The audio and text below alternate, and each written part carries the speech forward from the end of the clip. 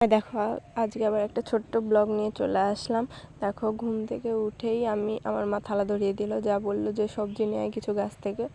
তাই বাড়িতে বাবা বাজার এনেছে, তার জন্য যে দেখো পটল আনতে গেলাম জমিতে। পটল ছিঁড়ে মানে 2টা পটল ছিঁড়লাম, তারপর এখন নিব বেগুন নেব কিছু, তার জন্য বেগুন জমিতে যাচ্ছি। ওই যে দেখো ছোট্ট গাছে তাও খুব সুন্দর একটা বেগুন হয়েছে, তা 4-5টা বেগুন ছিঁড়ে নিচ্ছি। দেখো বেগুনগুলো বেশ ভালোই হয়েছে, অনেকগুলো গাছ লাগিয়েছে।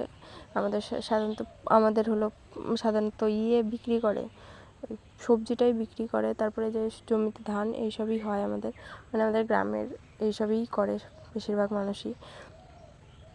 তারপর দেখো এই যে এগুলো ছিঁড়ে নেওয়ার পরে আবার আর এদিকে একটা বেগুন আছে, যে ওটা ওখান থেকে যে নয়তো লোকেই নিয়ে চলে যাবে না ছিঁড়লে। এই যে নিয়ে নিলাম, তারপর অনেকগুলো 5টার মতো বেগুন ছিঁড়ে নিলাম। তারপরে এই যে দেখো আবার পটল জমিতে চলে আসলাম। পটলে এই যে দেখো আর কয়েকটা পটল নিয়ে নিচ্ছি, আরও 2-3টে পটল ছিঁড়ে নিচ্ছি।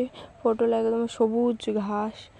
আর দেখো এই যে পটলগুলো ছিঁড়ে নিচ্ছি। এই দেখো কতগুলো সবজি নিয়ে তার যে বাড়িতে চলে আসলাম। দেখো ওখানে শাক কেটে রেখেছে মা, এই যে সবজিগুলো কেটে নিয়ে এলাম। তারপরে যে দেখো বেগুন ভেজে নিচ্ছি। আজকে মানে চচ্চড়িটা আমি করতেছি। আমি মূলো চচ্চড়ি খাই না, তার জন্য মানে আলাদা করে চচ্চড়ি করছি। দেখো ছোটো মাছ দেখো সুন্দর করে রান্না করে নিলাম। এইভাবে রান্না করলে আমার খুব ভালো লাগে খেতে। ওই ঝোল ঝোল চচ্চড়ি একদমই ভালো লাগে না, ভাজা ভাজা যে চচ্চড়িটা হয় না, মানে ভালোই লাগে, এটা বেশ খেতে ভালো লাগে, আমার তো খুব ভালো লাগে।